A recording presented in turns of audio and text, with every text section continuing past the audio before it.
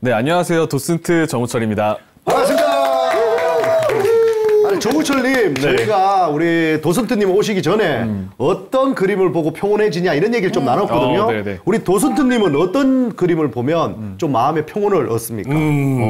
사실은 제가 어제 그 아트페어에 갔다 왔어요. 아트페어, 예. 네, 근데 작품을 정말 수백 점을 보는데 이렇게 끌리는 그림이 별로 없더라고요. 근데 작은 갤러리에서 딱 보는 순간 눈에 확 들어오는 게 있더라고요. 그 중에서? 네, 네. 딱 사로잡더라고요. 네. 뭐요? 그걸 가만히 보고 있는데 정말 약간 마음이 좀 편안해지고 기분이 좋아지는 걸 느껴서. 그게 뭐예요? 그게 유명한 작가는 아닌데 전 세계적으로 유민석 작가라고 그러니까 만화 캐릭터를 그리는 작가가 있어요. 유화로. 근데 그게 어떤 그림이었냐면 디즈니의 어떤 그런 만화에 나오는 캐릭터가 되게 거친 막 사람들의 세상 속에서 캐릭터 2명이 이렇게 안전한 이 포근한 자리에서 휴식을 취하는 그림이 있더라고요. 근데 제목이 여기가 천국이지라고 써 있는 거예요. 너무 이게 포근해 보이고 따뜻해 보이더라고요.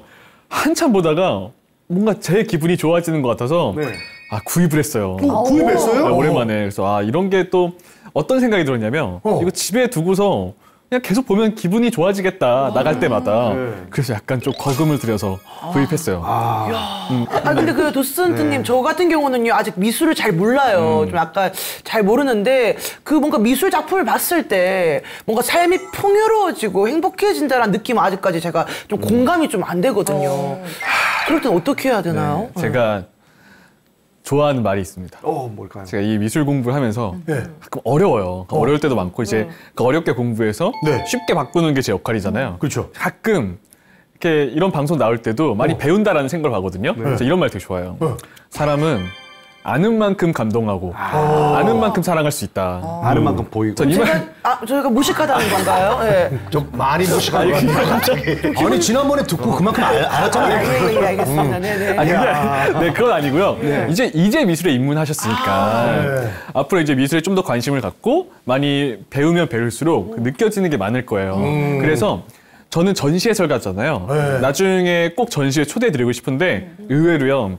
전시회에 있으면 생각보다 그림보다 우는 분들이 많아요. 근데 생각보다 많아요. 많아요. 제가 전시 한 번 하면 4개월 정도 하거든요. 거의 매 전시 4개월마다 우는 분들을 한 3, 4명씩은 꼭 보는 것 같아요. 제가 지켜봤다가 저분 아까 되게 눈물을 흘리며 보던 분이 있을 거 아니에요. 기억해놨다가 아트샵에 계실 때 물어봐요. 저 가끔 물어봐요. 언제 어떤 포인트에서 이렇게 눈물이 났냐 했더니 다 비슷한 얘기를 해요. 그게 뭐였냐면 근데 저도 이 얘기를 듣고서 약간 한 방 맞은 느낌이었어요. 저는 알 것 이런 같아요. 거였구나. 어떤 가격 보고 눈물이 왈칵. 너무 좀 기대하시는 너무 아니, 오늘 저 방송을 방해하려고 온 거예요? 감동을 와장창. 역시 혹시라도 들으면 저도 눈물이 날까봐 일단 밑밥을 조금 깔아놨습니다. 어떤 거죠? 왜 울까요? 막 너무 아름다운 그림을 보고 우는 게 아니더라고요. 또 너무 슬픈 그림 보고 우는 게 아니더라고요. 언제 우냐? 이게 개인마다 다른데 사실 걱정이 없는 사람이 없잖아요. 다 고민이 있고 여기 다 방송 나오셨지만 다 개인 사정이 있고 개인 고민이 있고 어떤 걱정은 또 말로 해서 풀리지만 해결되지 않는 걱정도 있잖아요. 그러니까 내가 이런 고민과 걱정이 있는데 혼자서 끙끙 앓고 있었던 거예요. 근데 오늘 이 전시에 왔는데 이 화가가 나와 같은 상황인 거예요. 나와 같은 상황에 있을 때의 그림을 딱 보니까 갑자기 위로받는 느낌이 들었대요. 위로구나. 위로네. 위로. 맞아요. 그런 걸 느끼면 그런 분들은 전시 계속 와요. 한번 눈물을 흘리거나 이 교감이 되면 전 그런 작품을 만나는 것도 행운이라고 생각해요. 저는 사실 뭐 지금 우리 저 작가님께서 우리 도슨트께서 아는 만큼 감동받는다고 그랬잖아요. 그래서 제가 지난번에 강의를 듣고 딱 모네만큼만 감동을 받았습니다. 무슨 말인지 아시죠? 오늘은 어떤 강의를 해주실 거죠? 네, 저번 시간에 너무 재밌게 들어주셔가지고 오늘도 그 재미를 또 충족시켜줘야 되는데 어떤 화가를 할까 하다가 빈센트 반 고흐 얘기를 가져왔습니다. 제가 제일 좋아하는 우리 또 화가 아니겠습니까? 아까 또 이렇게 반 고흐 얘기를 하시더라고요. 해바라기 얘기도 하고. 그래서 오늘 반 고흐의 인생에 대해서 쭉 따라가보는 시간이 될 것 같아요. 그래서 가장 포인트 되는 이야기들을 넣어왔습니다. 부제는 이렇게 지어봤어요. 가장 밝게 빛나는 열정의 화가. 모네가 바람을 그린 화가였다면, 그 빛을 그린 화가였다면, 빛을 그린 반고은 또 별이잖아요. 별이죠. 가장 밝게 빛났던 화가가 아닐까라고 생각을 합니다. 그의 삶은 근데 빛나지 않았잖아요. 그렇죠. 그 얘기를 또 할 거예요. 약간 어떻게 보면 정말 인간적으로 접근했을 때 되게 안타깝기도 하고 좀 슬픈 얘기가 많은 화가고 그런데 또 유명세에 비해서 잘 아는 분들은 별로 없어요. 그래요? 네. 저 유일하게 아는 분인데요? 의외로 딱 이름 정도는 알죠. 그래서 가장 유명한 얘기 제가 몇 개 해드릴 거예요. 자, 이렇게 생겼습니다.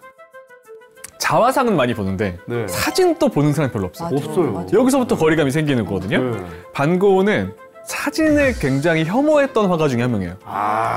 사진을 싫어했대요. 그래서 이 시기에 같은 시기에 활동했던 화가들은 사진이 많은 반면에 고흐는 극히 드물어요. 굉장히 희귀한 사진이에요. 근데 왜 사진 찍히는 게 싫어했냐? 몇 가지 이유가 있는데 그 중에 하나는 당시가 어떤 상황이냐면 현대미술 많이 들어보셨죠? 현대미술 하면은 의외로 현대미술의 공통점이 뭘 것 같으세요? 현대미술을 보는 사람들이 비슷한 반응을 보일 때가 있어요. 추상화처럼 맞아요. 그게 뭐냐면 쉽게 얘기해서 이런 말을 제가 많이 들어요. 이건 나도 하겠다. 사실 그렇잖아요. 약간 점 찍혀 있고 막 나도 하겠다 하잖아요. 근데 그 현대미술, 미술이 어려워진 게 언제부터였을까요? 원래 미술은 눈에 보이는 대로 그렸어요. 재현해서 다 알아볼 수 있게 그렸는데 언젠가부터 어려워져요. 그 시작이 뭐였을 것 같아요? 이 사진기. 맞아요. 딱 맞추셨어요. 사진이 등장하면서 재현의 영역을 뺏기게 된 거예요. 그렇죠. 그때부터 화가들은 사진기가 싸워야 되는 대상이었던 거예요. 그래서 고흐도요. 사진이 그림의 역할을 대신하는 걸 굉장히 혐오했어요. 싫어했고 찍히는 것도 싫어했던 거예요. 그런 이유에서. 굉장히 희귀한 사진인데 아시겠지만 단명했죠. 37회 세상을 떠납니다. 아이고. 자, 그래서 자화상은 많이 보셨지만 오늘 이야기 듣기 전에 사진 보여드리고 싶었어요. 자, 그러면 반고했을 때 유명한 얘기들 몇 개 해드릴게요. 네네. 첫 번째 아까 잠깐 얘기하셨지만 이 정도는 알아요. 스스로 자기 귀를 자른 이렇게 좀 자화상. 좀 정신이 이상했던 화가 이런 거 유명하잖아요. 또 하나 알려드릴게요. 지금은 많이 알려졌는데 반고가 생전에 그림을 몇 점 팔았을까요? 생전에요? 생전에. 한 점. 한두 점? 맞아요. 딱 한 점 팔았어요. 와, 진짜. 그 한 점이 팔렸는데 또 그 한 점이 뭐가 팔렸는지는 몰라요. 그걸 보여드릴게요. 오. 이 작품이 팔렸습니다. 반고은요 늦가기 화가예요. 무려 27부터 화가가 됐고요. 전업 화가가. 그리고 37에 죽었어요. 그럼 고작게 10년 그린 거예요. 불꽃처럼. 근데 그 10년 동안 남긴 작품이 대략 1,500여 점 정도. 1,500여죠. 그림에 정말 미친 사람이 아닐까라고 생각할 정도예요. 근데 그 중에서 이 작품 딱 하나 팔았어요. 붉은 포도밭. 맞아요. 산 사람이 누구냐? 인상주의 화가였던 여성 화가예요. 안나 보쉬라는 사람이 샀습니다. 근데 흥미로운 건 뭐냐면 당시 고흐의 2달치 생활비였대요. 샀는데 뭐가 흥미롭냐면 그렇게 좋아서 산 건 아니었대요. 친분이 조금 있어가지고 친분이 너무 안타까워서 사줬답니다. 불쌍해서. 약간 그런 게 있었던 거예요. 자유상하네. 근데 진짜. 친하니까. 고흐가 얼마나 유명한지 안나 보쉬라는 사람은요. 그림은 안 유명해도 고흐의 그림을 생전에 산 사람으로 또 유명해졌어요. 그렇네요. 너무 웃긴 상황이죠. 그림을 산 사람으로? 네, 산 사람으로. 한 명밖에 없으니까. 고흐는 이 그림에 대해서 이렇게 말했어요. 비가 내린 뒤에 석양이 땅을 보라색으로 바꾸고 포도잎을 와인처럼 붉게 물들 때 그린 것이다. 지금 보면 되게 예쁘잖아요. 당시에는 이 그림들이 이해받지 못했어요. 붓터치부터 저런 노동자들을 그리는 주제까지도. 자, 한 점 팔았어요. 또 하나. 또 유명한 얘기 해드릴게요. 약간은 좀 흥미 위주로. 고흐의 한때 최고가였어요. 가시에 박사의 초상이라는 작품이 일본에서 1990년에 한화 약 930억이 팔렸습니다. 930억? 하나로 90년도에 어마어마한 가격. 30년 전에? 네, 그죠? 한때 고흐 최고가였어요. 제가 알기로는 지금 반고의 해바라기가 1,000억이 넘은 걸로 알고 있어요. 근데 그죠? 90년도로 생각했을 때 어마어마한 가격이죠. 그렇죠. 누가 샀냐면 일본의 제지회사 회장인 사이토 료에이 회장이 샀습니다. 네, 샀는데 이 얘기가 한때 난리였어요. 왜냐하면 비싸서 난리가 난 게 아니에요. 혹시 그런 말 들어보셨나요? 그림도 주인을 잘 만나야 돼요. 잘 만나야 돼요. 안타까운 그림도 있거든요. 자, 무슨 일이 있었냐? 여기까지는 좋았어요. 샀다. 최고가다. 사이토 료에이 회장이 건강이 안 좋아진 거예요. 사자마자? 그 이후에 가지고 있다가 혼자 가지고 있었는데 유언을 남깁니다. 유언에 뭐라 적혀 있었냐? 내가 죽으면 빈센트 반 고의 가시의 박사의 초상과 르누아르의 작품을 나와 같이 화장해달라 그랬어요. 야, 이거 안 돼. 아이고. 이거 싫어합니다, 여러분. 진짜요? 싫어요. 아니, 무슨 이거 옛날 무슨 옛날 무슨 순장 제도도 아니고. 그러니까. 싫어합니다. 그래서 미술계가 난리가 났어요. 그래. 아니 근데 이게 도덕적으로 문제인 거 법적으로 문제가 안 되거든요. 그렇죠. 아니, 내 건데. 그래서 아유 사이토 회장님도 난리가 난 거예요. 전 세계 미술계에서 그래도 이건 아니지 않냐. 근데 한동안 사이토 류에이 회장이 세상을 떠나고 행방불명된 거 그림이. 존재를 모르는 거야 아무도 어디 있는지. 그래서 같이 태운 거 아니냐. 난리가 났었는데 몇 년 뒤에 세상이 나와요. 아이고. 그래서 실제로 화장을 하려 했는데 비난이 너무 거세서 도저히 하지 못했대요. 그래서 다행히 남아 있어요. 진짜로? 지금 남아 있습니다. 다행히. 다행이네요. 네, 그래서 이 사건이 한때 막 뉴스에 나오면서 또 반 고흐 그림이 유명해졌었죠. 자, 이렇게 좀 휘발성이 강한 얘기들 봤는데 그러니까 우리는 보통 이런 것만 기억하는 거예요. 뭐 귀를 잘랐다, 한 점 팔았다, 뭐 최고가 이런 것만 기억하는데 사실 반 고흐 인생 잘 몰라요. 그 얘기를 좀 해볼 겁니다. 제일 큼직큼직한 것들로. 자, 아까 사진 봤잖아요. 이번에는 고향집을 볼 거예요. 네덜란드 사람이죠. 브라반트의 생가. 자, 저 집들 중에서 중간에 있는 작은 집이 반 고흐가 유년기를 보내게 되는 집이에요. 아, 그렇구나. 네. 그러면 고향집을 봤으니까 여기가 지금은 박물관처럼 쓰이고 있어요. 워낙 유명해져서 반 고흐는 재밌는 게 반 고흐가 살았던 곳은 다 지금 박물관 아닌 미술관인 거예요. 그렇죠. 전 세계 사람들이 다 가니까. 자, 이 두 사람이 부모님입니다. 왼쪽 아버지, 오른쪽 어머니죠. 어머니이시고. 아버지의 직업은 목사였어요. 목사시고. 어머니는 무명 화가였습니다.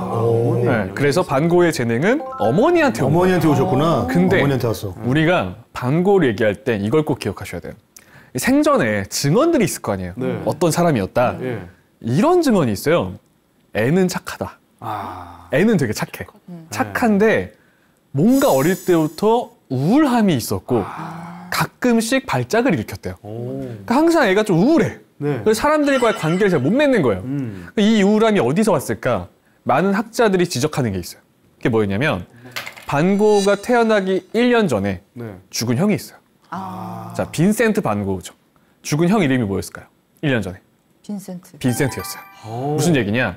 죽은 형의 이름을 어머니가 그대로 물려준 거예요. 그리고 형의 기일이 되면 어머니가 너무 슬퍼하는 거예요. 반 고흐는 형의 이름을 물려받고 그런 생각을 했답니다. 나는 죽은 사람을 대신 살고 있다. 난 죽은 형을 대신해서 살고 있고 내가 어머니의 저 우울감을 풀어줘야 된다. 이런 강박관념이 있었다는 거예요. 어릴 때부터. 이름을. 네, 그래서 그때부터 반 고흐는 계속 우울한 아이로 좀 기록이 돼요. 뭔가 슬퍼했고 발작이 있었고. 자, 하지만 반 고흐가 그림을 그릴 수 있었던 이유 중에 하나는 동생이 있었기 때문이에요. 동생이. 아시죠? 테오 반 고흐. 네. 반 고흐가 언제 유명해졌을 것 같으세요? 테오하고 같이 죽고 나서. 맞아요. 사실은 그림을 잘 그려서 뜬 건 아니었어요. 물론 지금 보면 그림 예쁘죠. 잘 그렸지만 반 고흐가 세계적으로 유명해진 건 동생 테오와 나눴던 편지가 세상에 공개되면서예요. 그랬더니 살아있을 때 그렇게 미치광이 취급받았는데 편지를 봤더니 그게 약 700통이 되거든요. 애가 너무 순수한 거예요. 사람이. 그리고 너무 열정적이었고 아름다움을 보여주기 위해서 최선을 다한 화가였던 거예요. 그게 공개되면서 사랑받게 된 거예요. 자, 테오를 꼭 기억하셔야 됩니다. 테오. 그리고 그림에 재능이 있었던 사람이에요. 9살 때 작품이에요. 와, 9살. 너무 잘 그렸죠. 걔를. 걔가 살아있는 건데. 진짜 대박이다. 고흐의 그 스케치북에 남아있는 작품이에요. 재능을 타고났죠. 그림 잘 그렸어요, 원래. 어머니의 재능을 물려받았어요. 그레이하운드인데, 그레이하운드. 그죠. 그리고 또 하나, 옆에 있는 사진은 고흐가 다녔던 학교, 기숙학교 사진인데 공부 잘했을까요, 못했을까요? 잘했을 것 같아요. 잘했을까요, 못했을까요? 잘하질 못했을 것 같아요. 못했을 것 같아요? 잘했을 것 같아요. 잘했을 것 같다? 생각보다 잘했습니다. 잘했어요? 네, 그리고 이때만 해도 어느 정도 의사소통이 가능한 게 3개 국어였대요. 영어, 독일어, 네덜란드어를 했대요. 머리 좋았어요, 사실은. 근데 이런 게 잘 안 알려진 거죠. 근데 학교 잘 다니다가 갑자기 뛰쳐나와요. 자퇴합니다. 왜요? 이거에 대해서 정확하게 밝혀지진 않았지만 분석에 의하면 첫 번째, 아마 수업 시간에 발작을 일으켰을 것이다. 따돌림을 당했을 것이다. 그래서 인간관계가 원만하지 않은 거예요. 뛰쳐나왔어요. 벌써 또 불행하네. 그랬더니 아버지가 볼 때 애가 할 게 없는 거예요. 그래서 뭘 시키냐면 센트 삼촌이 있었거든요. 네. 이름이 센트예요. 센트. 네, 화랑을 운영하고 있었어요. 그래서 16살 반고를 화랑에 취업시켜요. 그래서 의외로 반고는 처음부터 꿈이 화가가 아니었어요. 화상으로 일했습니다. 자, 실제 반고가 일했던 화랑 사진이에요. 실제 사진입니다. 저기서 일했어요. 16살이었고요. 최연소 점원이었어요. 여기서 또 문제. 그림 잘 팔았을까요? 못 팔았을까요? 잘 팔았을 것 같아요. 엄청 잘 팔았대요. 진짜. 의외로 에이스였어요. 일도 잘했습니다. 그리고 나름 책임감이 있었어요. 자, 에이스였고요. 동생 태호가 나중에 화상이 되죠. 네. 그림 파잖아요. 네. 고우가 그림을 너무 잘 팔아서 이때 태호도 형을 따라온 거예요.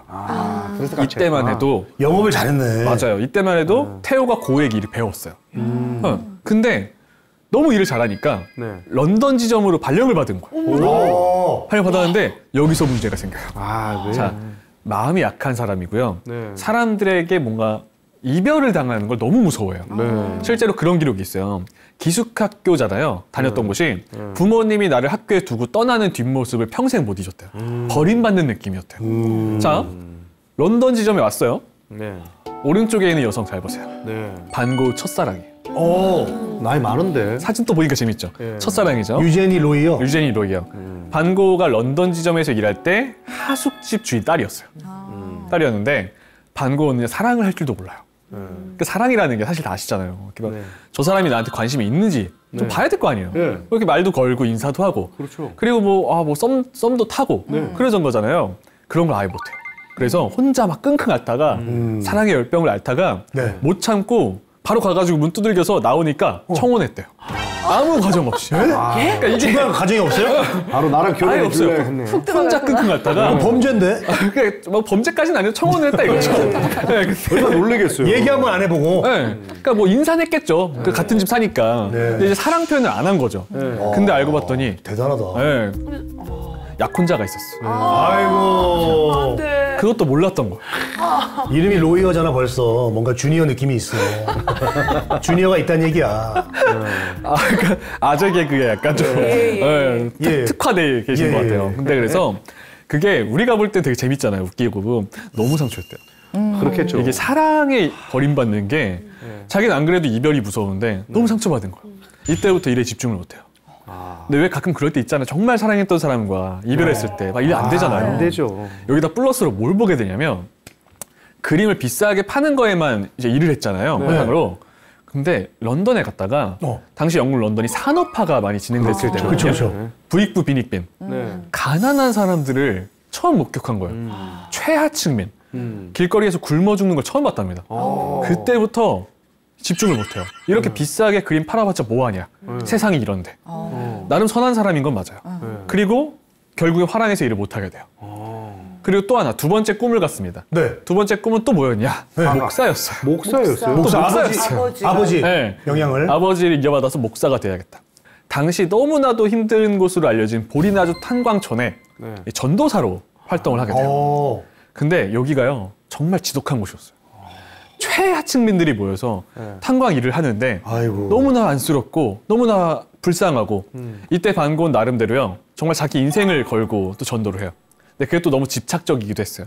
왜 그랬냐면 자기도 똑같이 생활을 해야 된다라는 마음으로 집이 있는데도 막 움막 짓고 살았대요. 움막을 짓고 살고 그들과 똑같이 먹고 의상 옷도 꼭 누더기 옷 같은 거 입고 다녔대요. 똑같이 생활해야 된다면서. 근데 이게 또 교회 반감을 사요. 또 전도사로도 활동을 못 하게 되는 거예요. 아, 왜요? 근데 딱 이런 생각이 들었대요. 그림은 잘 그렸잖아요. 어느 날 성경을 읽다가 무슨 생각이 들었냐면 화가라는 직업이 하층민들, 힘들게 사는 사람들을 숭고하게 표현하면서 이 성경의 말씀을 그림으로 전하는 사람이 될 수도 있겠다라는 생각이 들었대요. 그림 선교. 네, 그때부터 화가가 되기로 결심을 한 거예요. 그게 27살인 거예요. 자, 그때 반고가 가장 존경했던 화가가 밀레예요. 밀레. 워낙 유명하죠. 만종. 만종. 왜냐하면 밀레가 농민 화가였거든요. 네, 농민들의 모습을 숭고하게 그렸잖아요. 이때부터 반고는 밀레를 밀레 스승이라 불렀어요. 밀레 사부. 자, 화면에 나와 있는 말은 반고가 직접 쓴 글이에요. 나는 밀레의 작품을 보는 순간 마치 모세가 하나님을 본 후에 신을 벗은 것처럼 나 또한 신을 벗어야 한다고 느꼈어. 네, 그래서 잘 보잖아요. 반고 그림 속에는 상류층이 없어요. 다 하층민이잖아요. 다 가난한 사람들. 그죠? 어디서든 볼 수 있는 풍경들. 자, 그러면 그 초기작 보여드릴게요. 네. 왼쪽이 밀레 작품이고요. 오른쪽이 고흐 작품이에요. 똑같죠? 똑같은데요? 네, 똑같이 그리는 거예요. 왜냐면 연습해야 돼서. 계속 이 밀레의 작품을 보면서 주제부터 화풍까지 따라 그리는 거예요. 왜냐면 반 고흐는 스승이 없었거든요. 이렇게 할 스승이 없어요. 학교에 들어간 적이 있어도요. 제대로 그림 배운 적은 없어요. 왜냐면 성격이 너무 연약해서 누가 선생님이 내 그림 보고 딱 한마디만 하면 너무 상처받아서 하루 종일 그림을 못 그린대요. 그러니까 이게 혼자 독학하는 거예요. 근데 우리가 알고 있는 반 고흐 화풍이 나올 수 있었던 것도 독학했기 때문이에요. 자, 그리고 밀레의 그림을 모사하면서 실력을 키우고요. 항상 하층민들을 그려요. 그러던 어느 날 보리나주 탄광촌에서 밤에 길을 걷는데 작은 등불 하나에 의지한 채로 가족이 다 모여서 감자를 삶아 먹는 모습을 봤대요. 그게 너무 감동이었다는 거예요. 감자 아니에요? 감자 유명해. 분명히 너무 가난하고 먹을 게 없는데 화목해 보였다는 거예요. 그걸 그리기 시작해요. 자, 그 작품이 반 고흐 초기 대표작으로 나와요. 예, 바로 이 그림. 이건 많이 봤어요. 감자 먹는 사람들. 많이 보셨죠? 실제 본 풍경이에요. 이 그림은요, 동생 태호에게 보낸 편지를 읽으면 딱 이해가 돼요. 저 그림에 대해서 설명을 해놓은 거예요. 읽어드릴게요. 작은 등불 아래서 접시에 담긴 감자를 손으로 먹는 이 사람들을 그리며 나는 그들이 마치 땅을 파는 사람들처럼 보이도록 그런 분위기를 만들려고 애썼단다. 이 사람들이 먹고 있는 건 자신들이 노동을 통해 정직하게 번 것임을 말하고 싶었지. 라고 태호에게 보냈어요. 자, 뭔가 좀 따뜻해 보이긴 하죠? 네, 김도 나고. 근데 이 그림에 몇 가지 문제점이 있어요. 네. 자, 고흐는 만족했대요. 고흐는 이 그림에 매우 만족했어요. 이런 얘기도 있어요. 이 그림 그리고서 난 이제 네덜란드의 밀레다 라고 만족했답니다. 그리고 이 그림을 태호에게 보내요. 팔아달라고. 태호도 고개를 절레절레 했어요. 몇 가지 문제가 있거든요. 첫 번째, 자, 제가 저번 시간에 모네 얘기했죠. 모네. 그걸 먼저 한 이유가 있어요. 반 고흐는요, 모네보다 뒷세대예요. 모네가 앞선 세대입니다. 모네가 그때 이미 유명해지면서 파리에서는 인상파 그림이 유행이었어요. 근데 인상파, 밖에서 그리잖아요. 밝고 예쁘죠. 이 그림 너무 어두워요. 너무 어두워요. 네, 인상주의 그림이 대세인데 이렇게 어두운 거 그리고 있는 거예요. 팔리질 않아요. 두 번째, 땅을 파는 사람들처럼 보이도록 저걸 너무 강조하다 보니까 사실 사람들이 너무 추해졌어. 약간 정말 무슨 짐승같이 그려지기도 했고 너무 그걸 과장하다 보니까 비율도 왜곡돼 있어요. 그러니까 이거는 사실 말하면 지금으로 치면 캐리커처예요. 그러니까 이게 사람들이 싫었던 거예요. 왜 이렇게 못나게 그리냐, 가난한 사람이라 무시하냐, 너무 어둡다. 동생 태호가 걱정을 한 거예요. 형이 노력은 하는데 방향이 잘못 가고 있다. 내가 있는 파리에 와서 요즘 유행하는 그림들을 보면 확실하게 바뀔 거다. 태호가 얘기해요. 파리에 와라. 파리 와라. 그리고 반 고흐도 드디어 파리에 가요. 가요? 네, 왔죠. 자, 파리 왔어요. 그럼 이제 인상주의 그림 봐야 될 거 아니에요. 그리고 처음부터 딱 가자마자 유행하는 그림들을 보는 거예요. 갤러리 다니면서. 자, 저번 시간 기억나시죠? 인상주의 이런 거였잖아요. 네네네. 점 찍은 거 아닙니까? 딱 비교해보면 아시겠죠? 이렇게 그려야 되는데 너무 어두운 거예요. 자, 왼쪽에 있는 게 모네 작품이고요. 오른쪽에 있는 게 조르주 쇠라의 작품입니다. 기억하시죠? 왼쪽에 있는 게 인상주의고요. 오른쪽에 있는 건 신인상주의. 점묘법. 점으로 그려가지고. 점 찍어 그린 거죠. 고흐는 이 두 가지 그림, 이 인상주의와 신인상주의 그림을 계속 연구해요. 그리고 밝은 빛을 담기 시작해요. 변화됩니다. 그래서 확실히 화가들도 마찬가지예요. 자기만의 스타일이 중요하잖아요.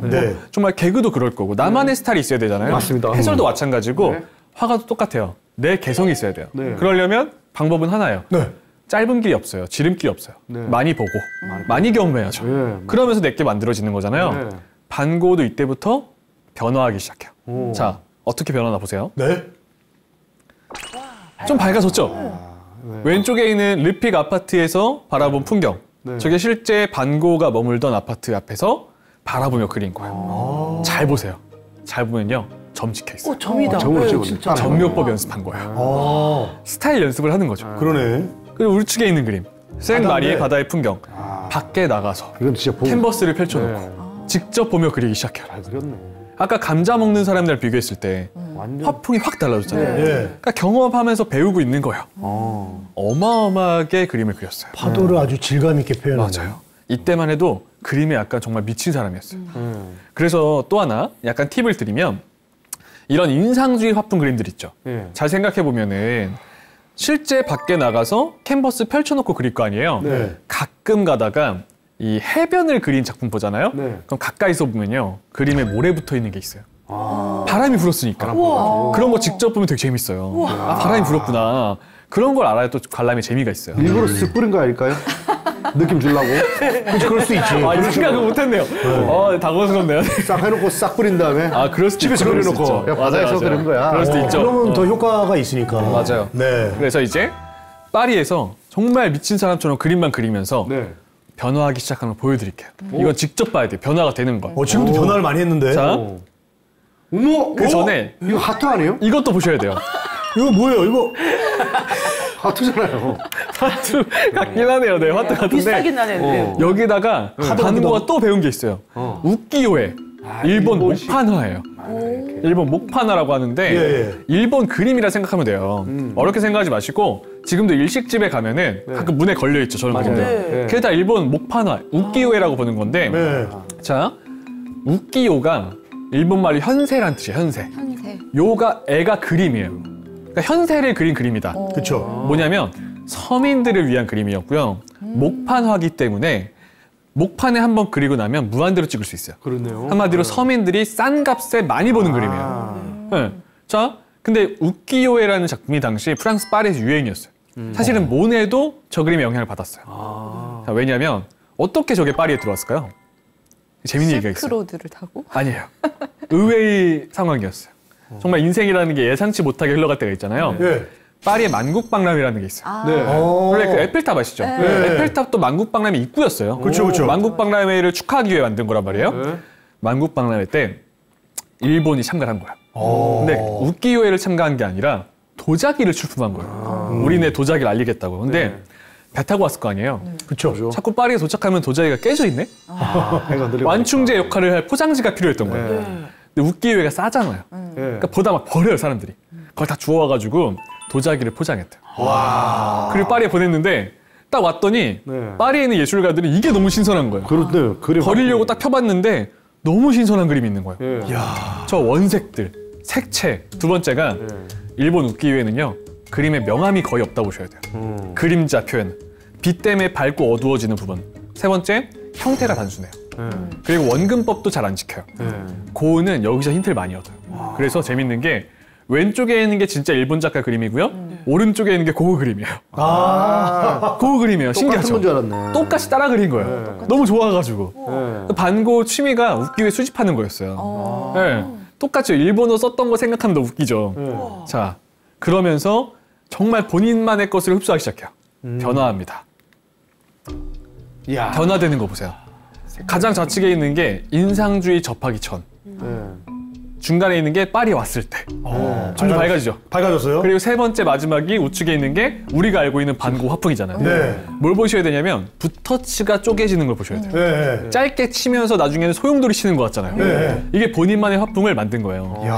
이게 고작 2년 걸렸어요. 그렇죠, 2년 걸렸어요. 엄청난 속도예요. 같은 사람인데 이렇게 같은 사람인데 자신만의 화풍을 2년 만에 만든 거예요. 이렇게 만들기 쉽지 않아요. 이거는 정말 피나는 노력이었던 거예요. 맞아요. 가끔 누가 그래요. 물론 반고가 술도 많이 마셨지만 뭐 술로 인해서 뭐 환각 보면서 자신만의 그림을 그렸다라고 하는데 요즘에 새롭게 밝혀지죠. 이거 순전히 자신의 노력이었다. 자, 그리고 또 하나. 반고는 유독 자화상이 많아요. 이게 안타까운 이유가 있는 거 아세요? 왜 자화상이 많을까요? 그 모델 쓸 돈이 없어서. 딱 맞추셨어요. 돈이 없는 거예요. 그래서 사실은 반고는 자화상과 정물이 많아요. 모델 쓸 돈이 없어가지고. 없어서. 거울 계속 보면서 자기 스타일 만드는 거예요. 이런 식으로 변화되는 거 보면은 이 화가가 얼마나 노력했는지 알 수 있죠. 근데 화풍은 좋아졌는데 문제가 뭐냐? 파리지행이라고 하죠. 인상주의 화가들은요. 파티도 좋아하고 다 같이 노는 거 좋아하고 막 술도 좋아하고 그랬단 말이에요. 반고 못 어울려요. 화풍은 발전하는데 사람들과 못 어울리는 거야. 그리고 인상주의 화가들이 싫어했어요. 너 막 누더기처럼 다닌다. 볼품 없다. 자, 이게 반고의 심정이에요. 해봐야겠어요. 파리를 떠나기 전에. 우리가 알고 있는 해바라기랑은 좀 다르죠. 다르네요. 그죠? 해바라기 보시면 뿌리가 잘려 있어요. 그리고 바닥에 내동댕이 쳐져 있죠. 그리고 저 시든 거 보세요. 시들었어요. 다 시들어 있잖아요. 그러니까 동생 태호한테 그런 말을 해요. 여기 너무 볼 게 많고 너무 좋은데 사람들과 나랑 맞지 않다. 인상주의는 막 상류층도 많이 그렸거든. 나는 하층민들 그리면서 이런 서민을 위한 그림을 그려야 되는데 여기선 그게 안 된다. 형이 너무 고민하고 있는 거예요. 어떻게 해야 되나. 그때 반 고흐가 새로운 곳을 찾아요. 태양이 아주 강렬하게 떠 있는 남프랑스 아르리란 곳으로 가서 그림을 그려야겠다. 그곳에 가면 그 시골 마을에 가서 나만의 그림을 그릴 수 있겠다. 그리고 또 새로운 꿈이 있었어요. 화가들이 힘들잖아요. 당시 아까 일본 그림 보셨죠? 당시만 해도 일본 작가들은 뭘 많이 했냐면 서로 그림을 그린 다음에 교환하고 그러니까 공동체처럼 사는 게 있었어요. 화가들끼리. 그걸 만들고 싶었던 거예요. 그래서 아르레 가서 예술가 공동체를 만들겠다. 나는 꿈을 꿔요. 또 태호가 도와줘요. 그래서 아르레 태호가 집도 얻어줘요. 동생이 대단한 사람이에요. 자, 여기 같죠? 많이 보셨죠? 노란 집. 아르레 노란 집. 박물관으로 돼 있잖아요. 맞아요. 지금 실제로 벽이 노란색이에요. 노란 집. 지금은 뭐 워낙에 유명한 장소가 돼서 반 고흐 투어 같은 거 하면 다 가잖아요. 맞아요. 노란 집이고요. 자, 이곳에서 예술가 공동체를 꿈꿉니다. 자, 공동체. 저기서 다 같이 그림을 그려요.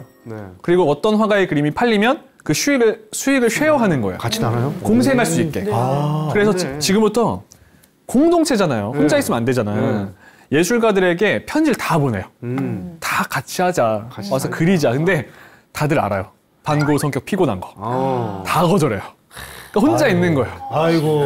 근데 이때도 얼마나 대단한 게 뭐냐면 약 15개월 있었거든요. 15개월 있었는데 유화만 200여 점이 나와요. 15개월 동안? 네, 유화만 200여 점이 나와요. 계속 그림만 계속 그리는 그리는 거죠. 자, 저 그림 속에 반 고흐가 지내던 집이 있어요. 어딜까요? 어딜 것 같으세요? 맞아요. 초록색 창문이 있는 곳이 반 고흐가 살던 곳이에요. 초록색? 네, 요 앞에 중간에. 네. 태호가 힘 많이 써줬죠. 형을 위해서 1, 2층으로 2층까지 얻어준 거예요. 태호가 정말 많이 태호가 노력했죠. 형 아니에요? 근데 되게 중요한 말 하셨어요. 태호, 그래서 반 고흐의 꿈이 뭐였을 것 같으세요? 꿈 중에 하나가 그림 팔아서 나도 동생을 도와주는 거예요. 나도 동생한테 용돈 줘보고 싶고. 얼마나 그게 그래요. 형제 애가 참 그죠. 그래서 돈독했네요. 사실은 다음 시간에 2부도 할 거거든요. 그때 보면요. 고흐가 나중에 목숨을 끊잖아요. 그게 태호의 영향도 있어요. 그 미안함이 계속 쌓이고 있다고 생각하셔야 돼요. 형으로서 너무 미안한 거야. 동생한테 맨날 받고. 그러니까 언젠가 그림 팔아 잘 돼서 동생 도와주는 게 반 고흐 꿈이었어요. 근데 그게 안 되는 거예요. 못 팔았지. 그리고 또 보시면 이 그림 속에 반 고흐로 추정되는 인물이 있어요. 저 있네요. 걸어가는 거. 딱 중간에 맞아요. 집 앞에. 밀짚 모자 쓰고 있는 사람. 왜냐면 저 옆 건물로 가고 있잖아요. 저 옆에가 식료품점이자 카페였거든요. 저기 자주 갔어요. 그래서 요 시기에 밀짚 모자 쓴 사람으로 본인을 많이 그려요. 자, 그리고 많이들 놓치시는데 저 그림 중간 우측을 보시면요. 기차도 있어요. 기차. 여기 있죠? 저게 기차예요? 저 우측에 증기를 막 내뿜고 있잖아요. 그러네. 지나가는 이거. 저거 타고 온 거예요. 저거 타고 고흐가 온 거죠. 저 기차를 타고. 저런 부분 놓치더라고요. 좀 몰랐어요. 네, 맞아요. 잘 안 봐요. 이게 혼자서 잘 못 봐요. 말하는 만큼 보이는 네, 맞아요. 정말 아는 만큼 보이고 제가 그때 얘기했었는데 그래서 그림 공부하는 걸 저 뭐라고 하냐면 내 눈에 화소를 높인다 그래요. 화소가 높아지는 거예요. 안 보이거든요, 그전에. 알면 알수록 보여요. 야, 저 그래 봐도 기차를 못 봤네. 그죠? 저 기차를 타고 나중에 이제 2부 때 얘기할 건데 폴 고갱이라는 화가가 올 거예요. 그때부터 또 난리가 나죠. 그분도 저 기차 타고 옵니까? 저거 타고 오죠. 자, 저 증기기관차인데? 그죠? 이때 태호한테 쓴 편지 몇 개 읽어드릴게요. 이렇게 얘기합니다. 나를 먹여 살리느라 너는 늘 가난하게 지냈겠지. 아이고. 네가 보내준 돈은 꼭 갚겠다. 안 되면 내 영혼을 주겠다. 아이고, 그럴 필요까지는. 그죠? 지금까지 내가 돈을 쓰는데 너는 불평한 적이 없지. 네가 너무 힘들다면 한 달이나 2주 내에 나에게 알려다.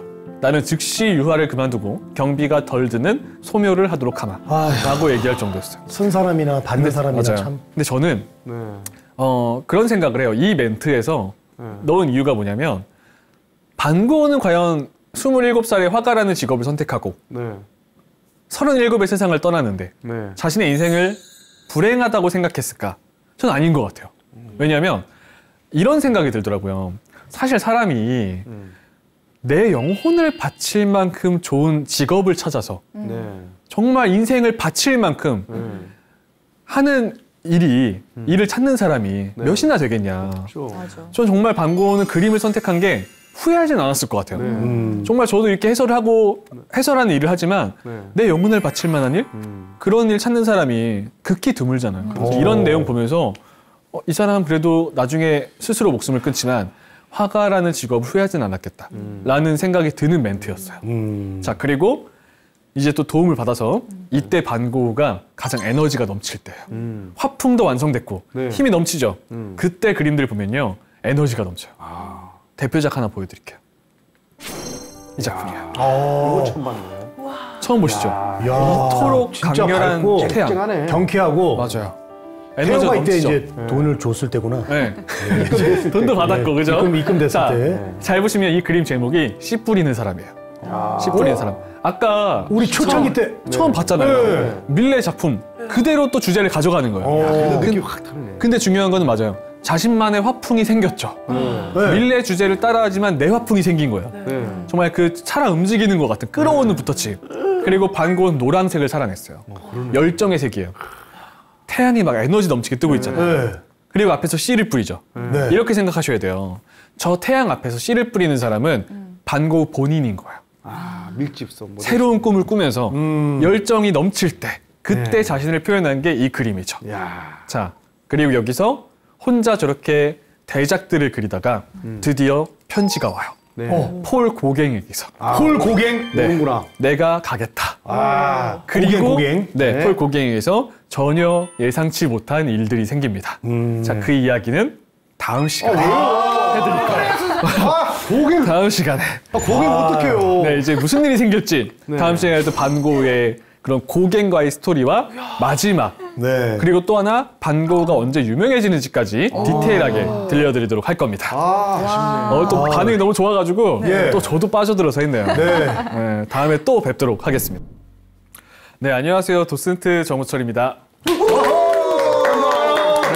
아유, 너무 반갑습니다. 이렇게 인사를 하지만 오늘 이 시간이 마지막 시간입니다. 네. 거자 필반 해자 정리 아니겠습니까? 만남이 있으면 헤어짐이 있고 헤어짐이 있으면 다시 만날 수 있게 이제 미술에 대해서 이제 눈을 뜨려고 하는데 헤어진다 해서 너무 마음이 아픈데 우리 시청자들한테 미술과 좀 친해질 수 있는 팁을 좀 주시면 고맙겠습니다. 일단은 이 GA 다락방 시청자분들은 좀 친해졌을 것 같고 그리고 또 기회가 된다면 또 다른 화가 얘기로 나오길 저도 바라고 있고요. 불러주시면은 일단 미술과 친해지는 방법 그러니까 제 개인적으로 만약 제 친구한테 알려준다 그럼 저 이렇게 얘기할 것 같아요. 첫 번째는 이제 막 관심이 생겼다면 너무 어려운 현대미술부터 접근하는 건 저는 약간은 반대합니다. 반대쪽으로 가면 안 된다. 반감이 생길 수 있거든요. 점 하나 찍었는데 왜 몇백억이냐. 이렇게 돼버리면 힘들어요. 왜냐면 현대미술이라는 건 냉정히 얘기하면 미술사를 좀 알아야 돼요. 미술사를 좀 알고 사진이 등장하고 영상이 등장하고 그런 것들이 왜 미술에 영향을 줬고 어떻게 변화해 갔는지를 알아야 좀 이해가 되는 미술인 거고 그럼 어느 시기가 가장 좋냐. 딱 19세기, 20세기인 거죠. 우리 모네, 반고흐 이런 화가들이 활동했던 시기가 가장 흥미로워요. 왜 흥미롭냐? 화가의 인생이 들어가는 시기예요. 또 너무 과거로 가버리면 르네상스를 가버리면은 고전 신화, 역사, 종교 이런 걸 그리기 때문에 또 화가 이야기는 좀 빠져요. 딱 요 시기가 사람으로서, 인간으로서 접근하기 가장 좋은 시기예요. 그리고 제일 중요한 거는 제가 항상 그 얘기를 해요. 제 전시에 놀러 오는 분들한테도 이 화가가 지금 미술관에 그림이 걸려있고 뭐 뉴스에 몇백억이라고 하고 가이드 라인이 쳐져 있고 스태프들이 지키고 있고 저 같은 사람이 설명을 해줘요. 그럼 어떤 사람들이 있냐면 저 화가는 나와는 다른 존재다. 뭔가 다른 존재, 뭔가 특별한 존재. 근데 그게 아니거든요. 막상 그 화가들이 써놓은 글들, 뭐 일기장, 자서전 보면은 다 똑같아요. 여성에게 차여서 정말 울기도 하고 가슴 아파하고 정말 가끔 아까 좀 이따 보여드릴 폴 고갱이라는 화가는요 전시 실패하고 기차역에 쭈그려서 그렇게 울었대요. 그러니까 그런 얘기 보면은 사실 사람 사는 거 똑같거든요. 근데 자기가 원하는 걸 끝까지 했던 사람들이 화가들이고 거장인 거다. 그래서 화가도 결국 같은 사람이라는 거. 이걸 항상 깔고 가셔야 돼요. 그 지난 시간에 그 얘기를 했을 때부터 그 워낙 유명한 일화가 있잖아요. 그 길을 자르고 붕대를 감아서 자화상을 그렸잖아요. 그럼 이제 오늘 드디어 그 이제 이야기를 들을 수 있는 건가요? 그쵸. 오늘이 또 뒷얘기가 남아있죠. 너무 기다리고 드디어 있었어요. 그 얘기 나오는군요. 네. 그렇죠. 그 유명한 얘기가 나올 거고 아마 지금 이 시간을 또 가장 흥미롭게 듣지 않을까. 시청자분들도 가장 재밌게 보지 않을까라는 생각이 듭니다. 사실 이 시간 때문에 저희가 1부, 2부, 3부까지 참았고 왔거든요. 그렇구나. 이제 하이라이트. 이제 드디어 하이라이트군요. 네. 저번 시간 때 얘기했던 빈센트 반 고흐 이어서 할 거고 가장 밝게 빛나는 열정의 화가 부제 아니셨죠? 가장 밝게 빛났던 별의 화가기도 하고. 자, 그러면 앞에는 저번 시간 강의 살짝만 요약해 볼게요. 살짝만. 네. 얼굴 기억하시죠? 네. 이렇게 생겼습니다. 사진을 혐오했고 37이란 젊은 나이에 세상을 떠났고 그죠? 그리고 동생 테오와의 일화들, 편지, 그리고 늦가기 화가였죠? 원래 꿈은 화상이었고 직업은 그다음 목사, 그리고 화가가 됐다는 거. 첫 번째 대작, 감자 먹는 사람들. 그래서 땅을 파는 사람들처럼 보이도록 그런 분위기를 만들어내려고 애썼던 그림이죠. 자, 하지만 이 그림은 너무 어두웠기 때문에 인기가 없었고 인상주의 화가들을 배우러 파리에 갔죠. 자, 변화된 화풍 기억하시죠? 인상주의 만나고 점점 자기만의 스타일로 변화되는 과정도 봤고요. 그리고 이제 아르에 왔었죠. 아르 노란 집에. 이제부터 이제 본격적으로 2부가 시작이 됩니다. 앞에 시간 좀 떠올리고. 자, 이 노란 집에서 대표작들이 쏟아지기 시작을 해요. 그렇죠. 씨 뿌리는 에너지가 넘치는, 이건 정말 씨 뿌리는 사람.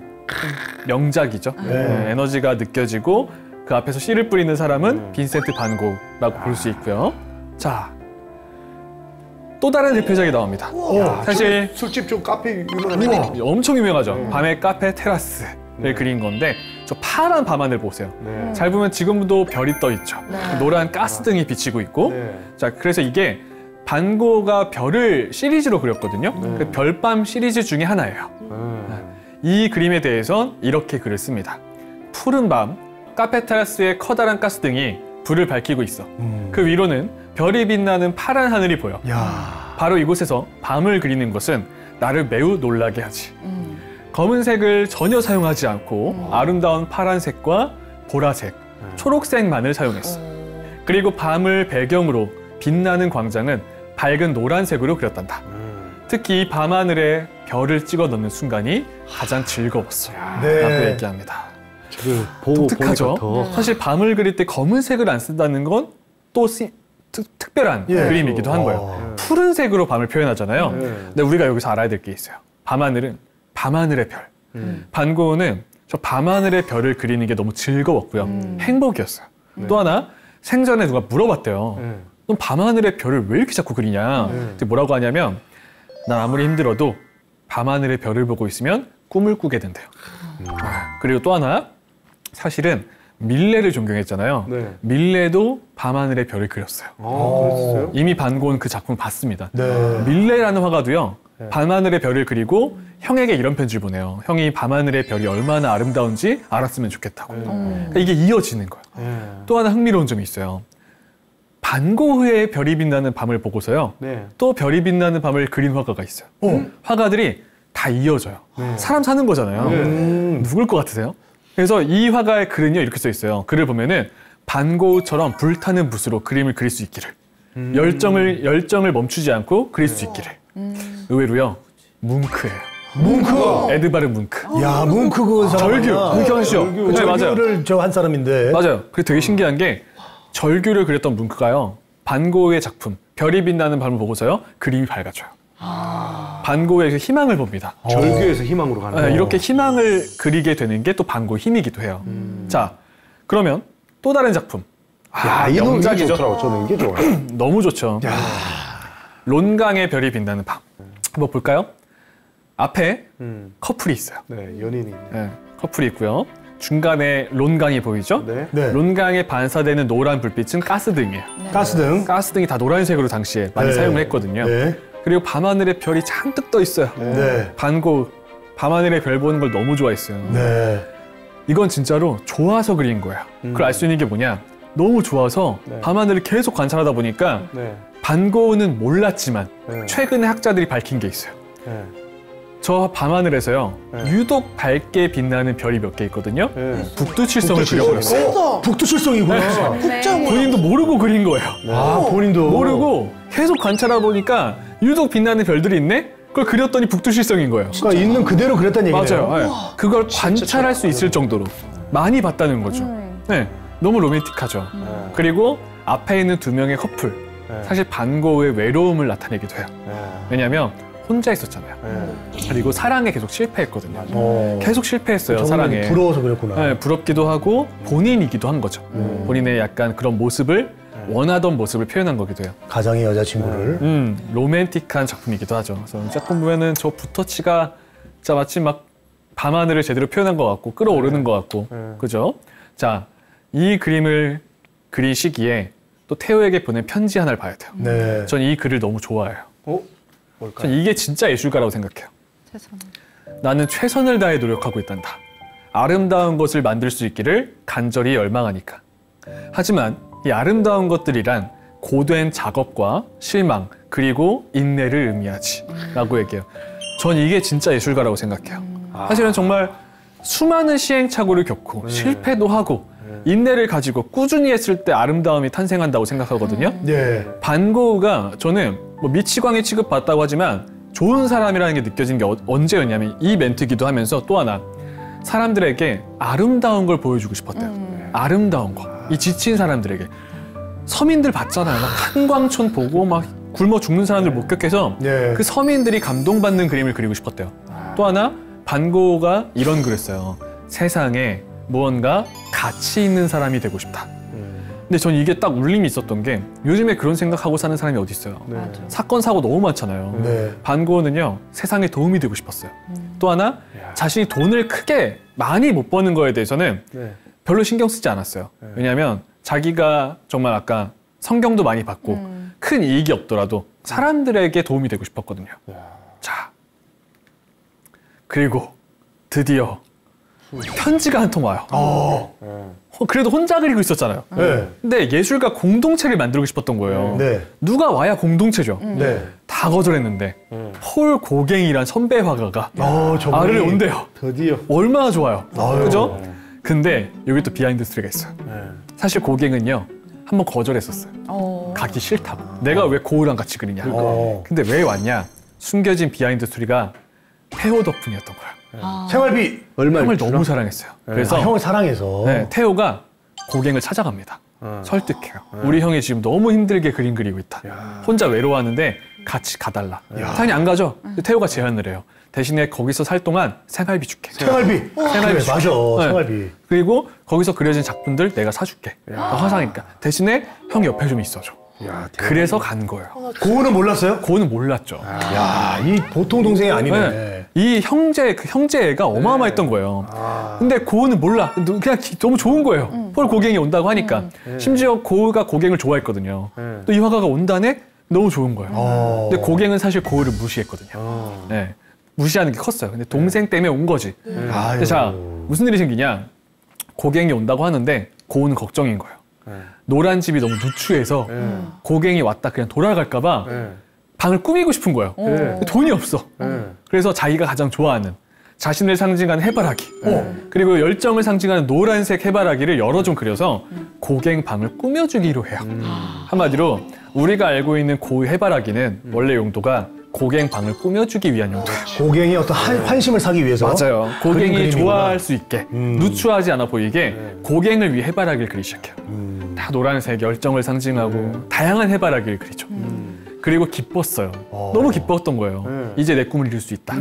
그리고 고갱이 왔어요. 근데 재밌는 그림이 하나 있어요. 당시에는 이 고갱 그림 보셔야 돼요. 고갱이라는 화가 잠깐 얘기해드리면요. 한때 미술 역사상 최고가였던 화가예요. 고갱이요? 고갱이. 고갱의 최고가 이 작품인데 이 작품이 실제로 3,272억에 판매가 됐어요. 3,272억? 실제로 한때 미술사 최고가였습니다. 아니 네, 제목이 왜 죽여요? 언제 제목도 결혼하니? 재밌죠. 언제 결혼하니? 저한테 하는 얘기 같은데? 우리 엄마가 저한테 하는 얘기. 예, 우리 저 미진 아나운서랑 저한테 좀 지나친 얘기인데. 마치 아침 드라마 같은 제목이죠. 네, 언제 고갱. 결혼을. 짧게 얘기해드리면 이게 한 대표작입니다. 제목이. 고갱은요, 제목도 재밌어요. 네. 실제 제목이 언제 결혼하니에요. 저 엄마하고 딸인가 봐요? 딱 맞추셨어요. 엄마가 뒤에 있는 사람이 엄마예요. 딸한테 야 언제 결혼하니? 그런 얘기네요. 저걸 형 사가지고 형 죽을 때같이 태우세요. 그래요? 저런 얘기, 그럼 나 언제 결혼해? 저런 얘기 안 하게. 근데 실제로 뒤에 있는 사람이 엄마고요. 네. 앞에 있는 사람이 딸이에요. 야, 저 때 당시에 저런 네. 재밌게 좀. 고갱은 나중에 이제 고우와 헤어지고 나서 타이티라는 원시의 섬으로 떠나거든요. 그래서 그 원시의 사람들을 그리는 건데 사람 사는 거 똑같잖아요. 저게 뭐냐면 뒤에 여성을 잘 보면 이렇게 손짓하고 있어요. 이렇게. 저게 타이티 마을에서는요 위협의 표시래요. 위협의 표시. 엄마 표정이. 빨리 결혼하라고. 엄마 표현하는 거예요. 엄마가 지금 그렇죠? 화가 많이 났네. 네. 앞에 있는 여성 보세요. 딸이잖아요. 네. 귀에 하얀 꽃을 꽂고 있죠. 타이티에서 저 꽃은 신랑감 찾는다는 의미예요. 그래서 제목이 언제 결혼하니? 언제 결혼하니? 아, 귀엽죠? 이 그림이 고갱 최고가였는데 고갱과 고흐는 이 서로 개성이 너무 셌어요. 고갱은 항상 원시의 섬으로 가서 새로운 주제를 찾고 있었고 고흐는 자신만의 또 화풍을 만들었고 고갱도 대단한 화가라는 거. 그럼 잠깐 얘기해드리면 고갱은 언제 유명해졌을까요? 약간 짧은 타임으로 네. 고갱, 네. 고흐는 태호와 나눴던 편지가 세상에 공개되면서 유명해졌죠. 네. 고갱도 고갱을 다룬 책이 있었어요. 뭐예요? 달과 육펜스라고 들어보셨어요? 몰랐어요. 달과 육펜스라는 소설책이 있어요. 예, 달과 육펜스. 저걸 쓴 사람이 서머셋 모음이라는 사람인데 저 소설이 고갱 얘기예요. 그래서 달은 잡을 수 없는 이상을 뜻하고 육펜스는 현실을 의미해요. 고갱도 평생 고생만 하다가 죽거든요. 타이티 원시의 섬에서. 그 사람 얘기를 다룬 소설이 달과 육펜스인 거예요. 저게 또 세상에 유명해지면서 고갱도 이름을 알리게 된 것도 있어요. 자, 근데 그런 화가가 온대요. 만납니다. 자, 이 그림 되게 재밌어요. 얼마나 기대됐겠어요. 해바라기 그리면서. 근데 지금처럼 기술이 발전됐던 시대가 아니잖아요. 그렇죠. 오는데 너무 오래 걸리는 거예요. 그래서 고흐가 못 참아요. 아, 우리 만나기 전에 서로에게 하고 싶은 얘기를 담아서 자화상으로 그린 다음에 교환하자. 왼쪽에 있는 그림은요. 고흐가 고갱에게 헌정하는 불교적 자화상이에요. 이건 고흐가 고갱에게 주는 그림이에요. 자기 그림은? 자기 얼굴인 거죠. 자기 얼굴을? 그러니까 서로 교환하는 서로 거예요. 얼굴을? 만나기 전에. 근데 여기 다 메시지가 들어있어요. 자, 오른쪽에 있는 건 고갱이 고흐에게 주는 그림이에요. 서로 자화상을 그려서 교환한 거예요. 근데 서로 여기서부터 성격이 나와. 너무 달랐어. 자, 왼쪽부터 볼게요. 자기를 불교적 자화상, 그래서 수도승처럼 그렸죠. 머리를 민 거예요? 안 밀었어요. 근데 수도승처럼 그냥 표현한 거예요. 고갱에게 무슨 말을 하려고 했을까요? 이 그림 그려서 준 고객님 거잖아요. 언제 오세요? 아니에요. 청결이 중요하다. 아니에요. 머리 깎아라. 수행하듯이 우리 수행. 맞아요. 이건 무슨 얘기냐? 아르로 오기 전에 미리 얘기하는 거예요. 여기 오게 되면은 금욕적인 생활, 수도승처럼 살아야 될 거야 라고 미리 보낸 거예요. 그러니까 이게 물과 기름 같은 존재란 말이에요. 자, 고갱은 제목이 레미제라블이에요. 자기를 장발장으로 그렸어요. 나는 굉장히 숭고하고 고결한 사람인데 장발장처럼 세상이 몰라주고 있다. 이거 얘기하고 있는 거예요. 그리고 또 하나, 저 눈빛 보세요. 경계하고 있어요. 고갱은 얘기하는 거예요. 내가 가긴 가는데 건들지 마라. 서로 생각이 달랐던 거예요. 그리고 딱 만났어요. 만났는데 그래도 처음엔 괜찮았대요. 이 술 마시면서 우정도 다져요. 혹시 압생트라고 들어보셨어요? 압생트. 나중에 꼭 마셔보세요. 프랑스 예술가들, 19세기, 20세기 예술가들은 꼭 마시던 술이 압생트예요. 저걸 지금 우리나라로 치면 소주인 거예요. 저 프랑스 사람들에게. 프랑스 소주. 네, 술이 녹색이에요. 근데 왜 녹색이냐? 쑥 베이스거든요. 쑥으로? 쑥 베이스예요. 둘이서 저걸 엄청 마셨어요. 자, 근데 녹색 요정이라 불리거든요. 왜 녹색 요정 압생트일 것 같으세요? 이런 거 알고 마시면 또 재밌습니다. 목고라면 완전 술이 취해서. 녹색이죠? 근데 너무 독해서 아무리 술이 센 사람도 몇 잔 마시면 머릿속에 요정이 보인대요. 그래서 압생트 표현한 그림 보여드릴게요. 압생트입니다. 재밌죠? 처음 보셨죠? 저 압생트 마신 거예요. 저게 말이 요정이지 악마예요. 아무리 술이 센 사람도 무섭네. 몇 잔 마시면 환각이 보인대요. 근데 저게 한때 그래서 판매 중지였어요. 진짜. 판매 중지였어요. 지금 판매하는 건 독성 물질을 제외한 건데 이때 압생트는요 실제로 환각 증세가 있었어요. 뇌를 망쳤어요. 그래서 툴루즈 로트렉이라는 화가도 있거든요. 그 친구였는데 로트렉은 유전병이 있었어요. 저 술 때문에 뇌가 망가져요. 결국 세상을 떠납니다. 그리고 고우도 그래서 그런 말 있잖아요. 압생트를 너무 많이 마셔서 색이 이상하게 보였을 거다. 정신이 이상했을 거다. 근데 고우가 쓰던 색깔은 최근에 분석됐죠. 이건 압생트의 영향이 아니라 본인 노력이었다. 본인의 열정으로 만든 색이다. 자, 압생트. 독성 물질 제외하더라도요. 몇 도일 것 같으세요? 45도. 뭐 한 20몇 도? 30몇 도? 가장 낮은 게 45도고요. 당시 예술가들이 마셨던 압생트는 70도였어요. 70도 뭐 하는 거 아니에요? 그걸 매일같이 마셨다. 죽으라는 얘기 아니에요? 그걸 매일같이 마신 거예요. 그래서 이게 정말 중독되는 사람이 많았어요. 그래서 아예 나라에서 판매가 금지됐었어요. 그래, 그 붓을 어떻게 잡어? 그래서 먹고 죽자 이런 말이 나오죠.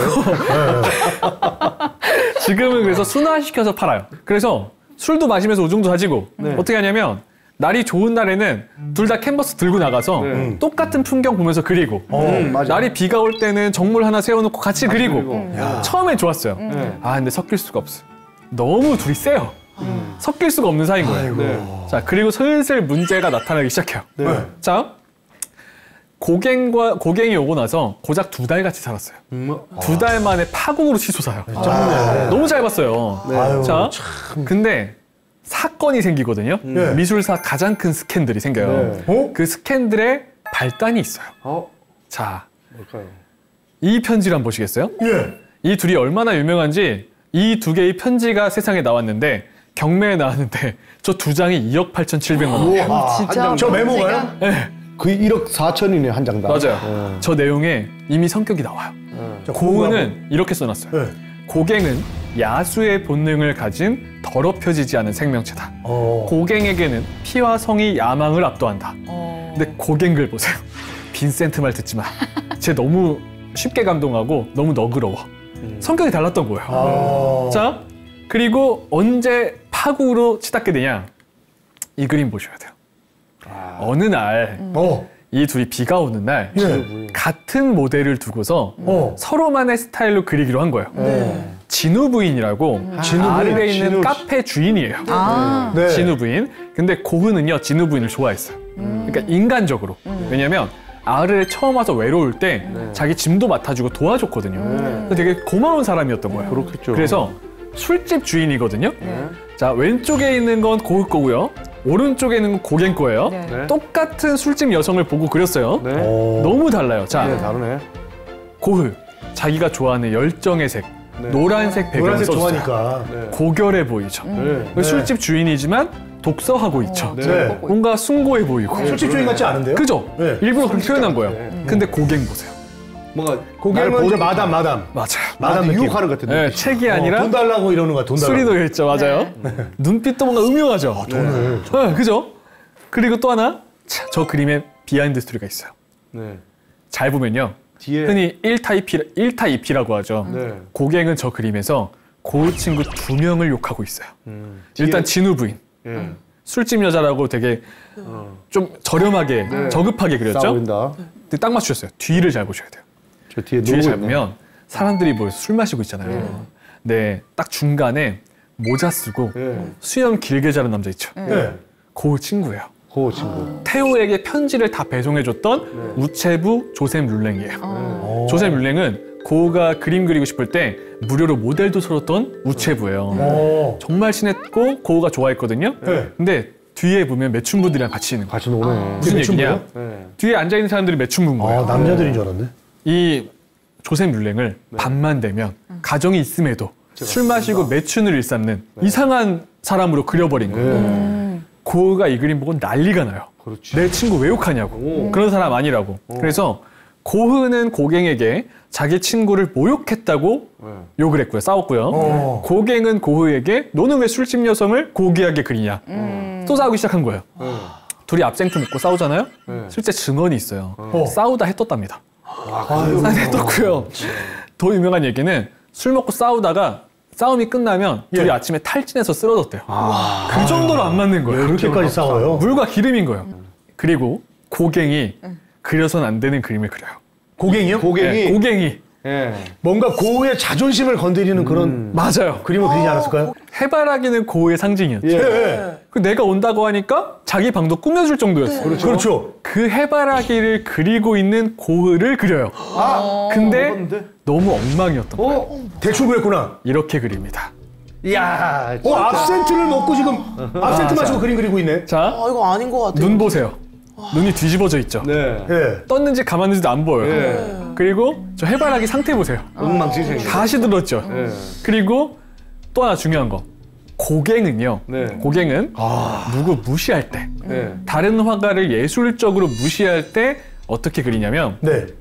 그 화가의 붓을 얇게 그려요. 너무 얇네. 야, 저 저 붓 실이네, 두께 실. 보세요. 실이죠. 고흐 저런 붓으로 거의 안 그려요. 팔레트 나이프로 퍽퍽 칠하거나 네. 두꺼운 붓을 물감 두껍게 칠하잖아요. 네. 저거는 고갱이 고흐 무시하고 있는 거예요. 너무해. 고흐 그림이 형편없다고 놀리고 있는 거예요, 지금. 네. 고흐가요, 실제로 이 그림 보고 남긴 증언이 있어요. 네. 후기가 이거였답니다. 나다. 근데 미쳐버린 나다. 라고 고갱에게 얘기했대요. 그리고 고흐가 이날 압생트에 잔뜩 취합니다. 그리고 발작을 일으켜요. 이때 일을 기억을 못해요. 그리고 뭘 해요? 고갱이 자고 있는 방에 문을 열고 들어가요. 네. 어떻게? 그리고 오른손에 네. 면도칼이 들려 있었어요. 설마. 고갱은요, 그 칼로 자기를 공격할 줄 알았대요. 잔뜩 겁먹고 있는데 그게 아니었죠. 그 면도칼을 들어서 자신의 귀를 잘라버려요. 그때 그 귀를. 네, 귀를 잘라버립니다. 근데 이거에 대해서 한때 한 5년 전? 그 정도만 해도요. 귓볼을 잘랐다고 써있는 책이 있을 거예요. 네. 귓볼을 잘랐다라고 다 알려져 있었어요. 최근에 이것도 저도 이렇게 화가 얘기하지만 이 화가 얘기를 100% 다 믿으면 안 돼요. 왜냐하면 사람 얘기이기도 하고 시간이 흘러서 새롭게 밝혀지는 것들이 있단 말이에요. 한 5년 전만 해도 귓볼 잘랐다라고 했는데 귀를 잘랐다. 얼마 전에 고흐의 귀를 치료했던 의사의 진로 기록이 나왔어요. 진료 기록. 기록이 나온 거예요. 딱 나왔는데 이비인후과에서. 그 잘린 귀가 그려져 있는 거예요. 네, 다 잘랐어요. 다 잘랐네. 귀를. 그래서 지금은 귀를 다 잘랐다라고 얘기해요. 원래 귓볼이었다가. 그리고 더 고흐는요, 힘들었겠다. 기억을 잃어요. 쓰러져 버립니다. 그리고 고갱은 깜짝 놀라서 사람들에게 신고를 하고 바로 도망쳐 나와요. 그리고 타히티 섬으로 떠납니다. 이후로 이 두 사람은 만난 적이 없어요. 한 번도 만난 적이 없어요. 자, 이거에 대해 또 흥미로운 얘기.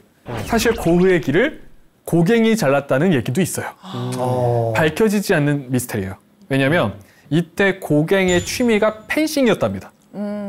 거기 펜싱칼이 있었던 거예요. 그래서 헤어지고 고흐에게 처음 보낸 편지에 내 펜싱칼을 빨리 보내달라는 글이 있었던 거예요. 사람들이 이거에 대해서 고갱이 잘랐을 수도 있다라고 얘기하는 게 또 하나가 재밌게도요. 고흐는 이 사건에 대해서 한 번도 언급한 적이 없어요. 우리가 알고 있는 모든 이 사건들은 전부 고갱에 의한 증언이에요. 고흐는 이 사건에 대해서 언급을 안 해요. 다 고갱 증언이에요. 자, 그리고 고갱은 떠납니다. 고흐 사람들에게 발견돼서 병원에 실려갔죠. 실려갔고. 그리고 귀를 치료받아요.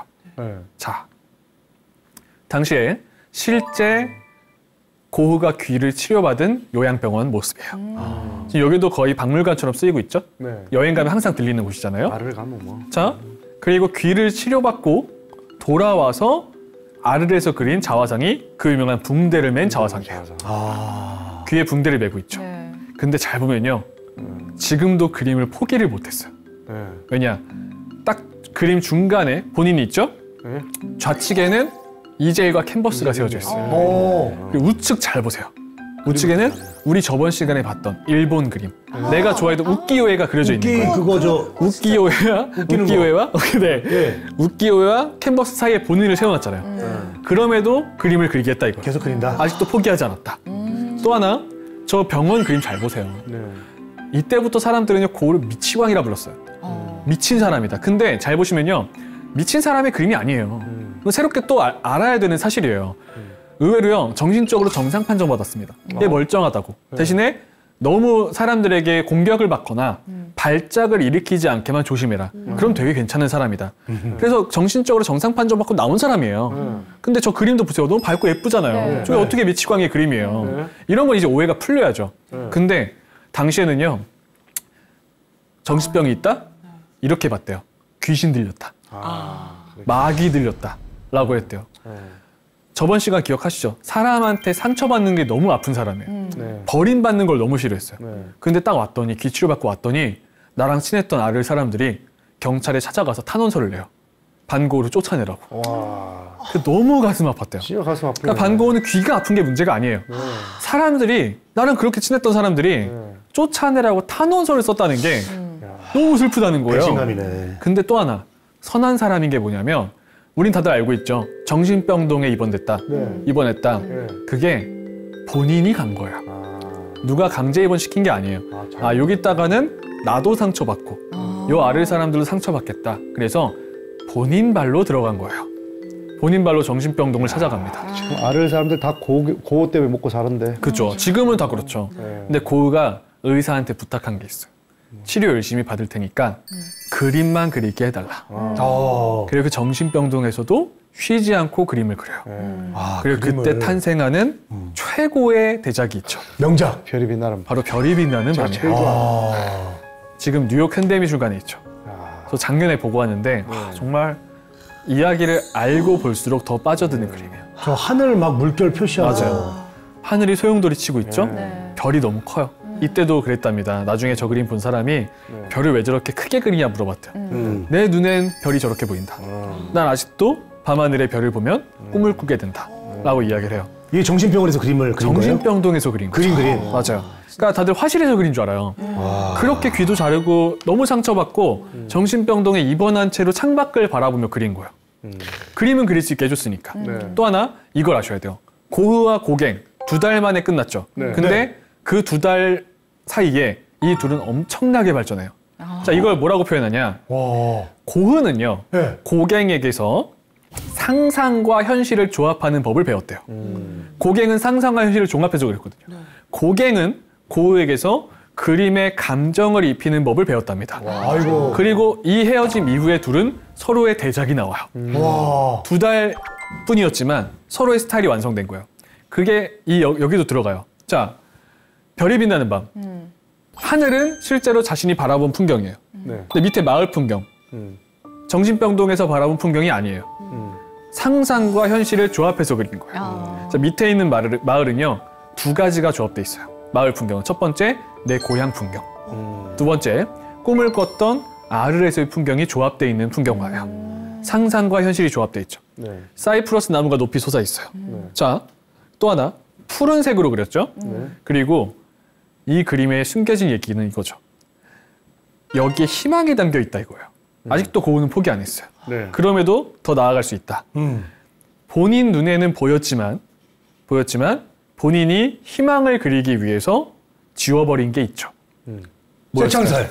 맞아요. 정신병동이었잖아요.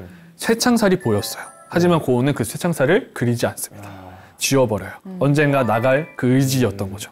정상 판정을 받고 또 그림을 그릴 수 있는. 참고로 아까 잠깐 얘기했던 에드바르트 뭉크라는 화가가 이 그림을 굉장히 좋아했어요. 왜냐하면 뭉크라는 화가도요. 나중에 정신병동에 입원하거든요. 그때 반고흐의 작품들을 보면서 많이 위로받았어요. 이렇게 또 화가 한 명을 공부하면요. 다 여러 갈래로 뻗어나갈 수가 있어요. 자, 그리고 정상 판정을 받아요. 나오게 됩니다. 나와요. 근데 아르렌 갈 수가 없어. 그때 동생 테오와 많은 상의 끝에 어디로 가기로 하냐. 아주 작은 시골 마을. 아르보다 더 시골 마을인 오베르 시르아즈라는 곳으로 가게 돼요. 근데 그 전에 이거 하나 꼭 짚어드리고 싶었어요. 그 유명한 곡 있죠. 저 빈센트의 맞아요. 별이 빛나는 밤을 보고서 너무 감동받은 한 가수가 노래를 만들죠. 그게 빈센트예요. 너무 유명한 노래잖아요. 이것 나중에 오늘 강연 끝나고 한번 꼭 들어보시길 바랍니다. 자, 그리고 오베르 시르아즈로 와요. 고흐가 마지막 70일을 보내게 되는 곳이에요. 인생 마지막. 근데 이때도 대단해요. 70일 있었죠? 유화만 72점 나와요. 매일 그렸네요. 매일. 하루에 한 점 이상을 그린 거예요. 또 하나. 이때도 밝은 풍경도 많이 그렸어요. 네. 우울한 그림만 그린 게 아닙니다. 네. 이때는 또 고을을 아는 사람도 드물었고 새 출발을 할 수 있을 거라 믿었던 거예요. 두 번째 아르리에라고 보셔야 되죠. 그리고 이때 또 에너지 넘치는 그림을 그립니다. 고은은 그래도 믿었어요. 다시 시작할 수 있다. 근데 고을을 알던 사람들은요.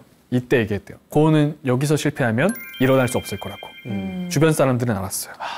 자,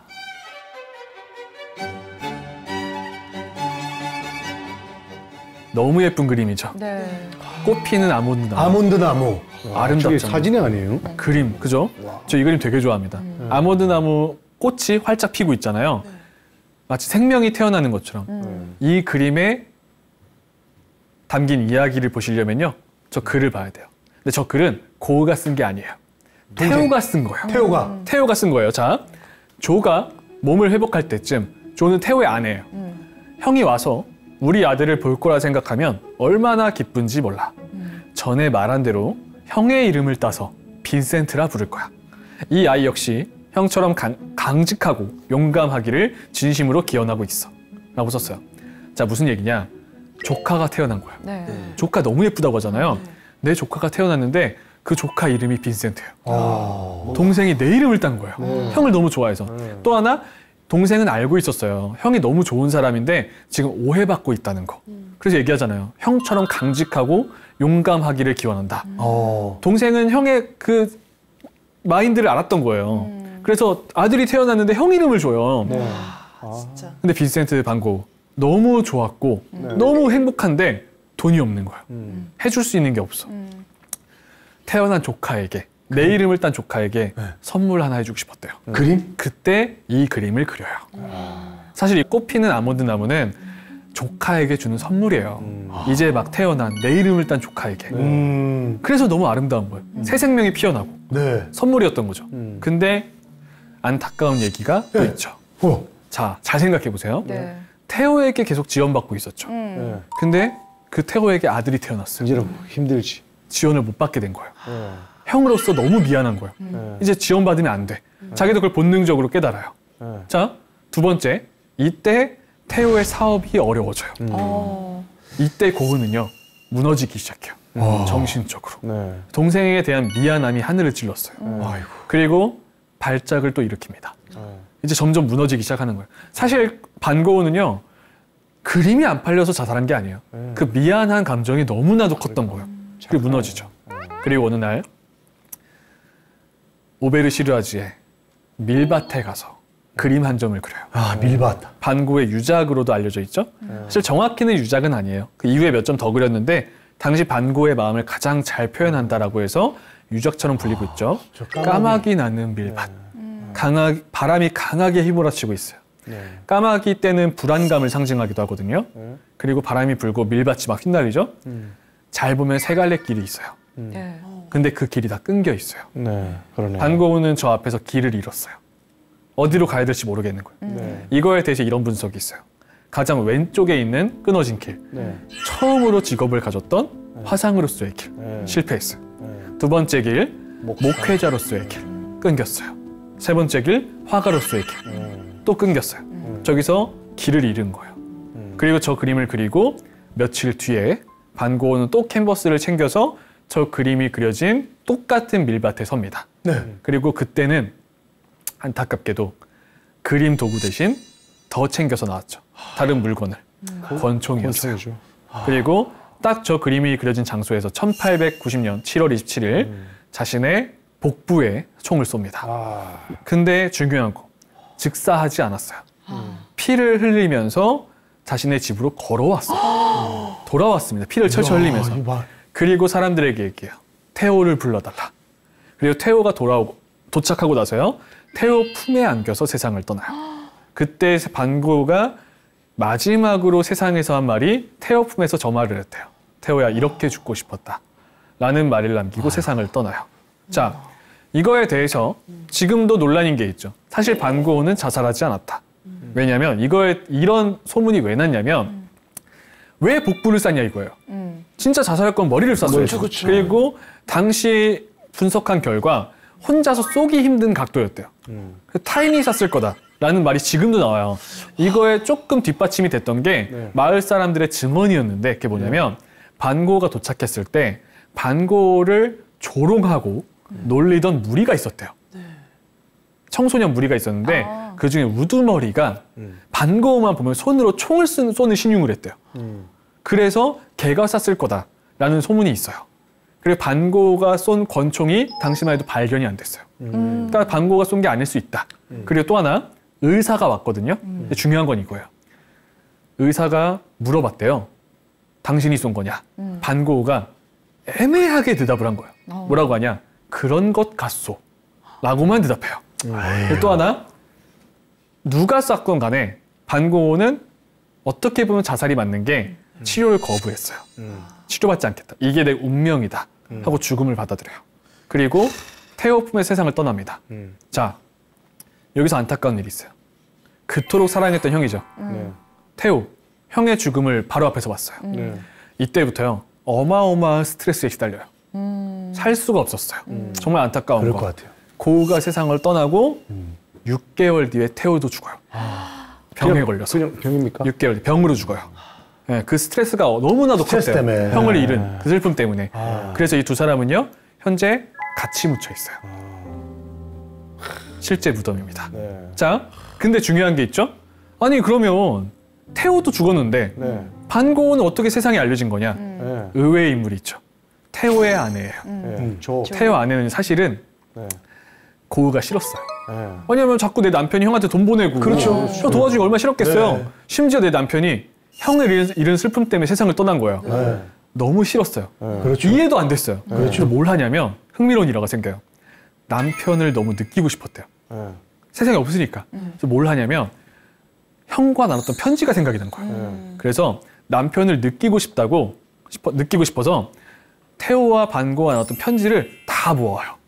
그랬더니 약 700여 통이 나와요. 그거를 첫 번째 편지부터 다 읽어요. 그랬더니 흥미로운 일화가 다 읽고 나니까 태호가 왜 그렇게 형을 사랑했고 다 읽고 났더니 내 머릿속에 반고가 남더래요. 그래서 그때 딱 깨달은 말이 이 말이에요.